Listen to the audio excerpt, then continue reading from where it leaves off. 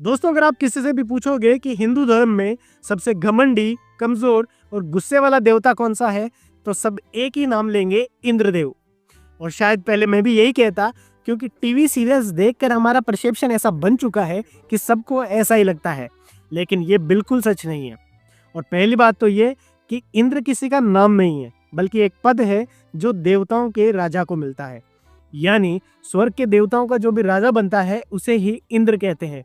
और ये इंद्र हर मनवंतर में बदलते रहते हैं। जैसे अभी 7वां मनवंतर चल रहा है, वैवस्वत मनवंतर, और इस मनवंतर के इंद्र का नाम है पुरंदर। और अगले मनवंतर में जो इंद्र होंगे उनका नाम होगा बाली।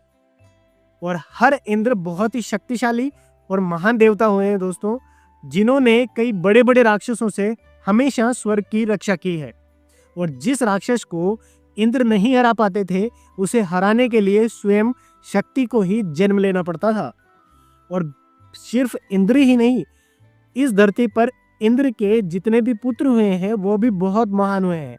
जैसे त्रेता युग में इंद्र के पुत्र वानरराज बाली, जिन्होंने रावण को भी 6 महीने तक अपनी बगल में दबाकर रखा था, और जिन्हें मारने के लिए स्वयं भगवान श्री राम को भी छिपकर बाण चलाना पड़ा था। और अगले द्वापर युग में इंद्र के पुत्र हुए अर्जुन, जो सबसे महान योद्धा थे, और भगवान श्री कृष्ण भी जिनके सारथी बने थे। तो इंद्र कोई साधारण देवता और कमजोर घमंडी देवता नहीं है दोस्तों। इंद्र बहुत शक्तिशाली और महान देवता है, जिनका हमारे ऋग्वेद में भी सबसे अधिक बार, लगभग 250 बार उल्लेख है। और वेदों में तो इंद्र को ही सबसे महान और शक्तिशाली भगवान बताया गया है।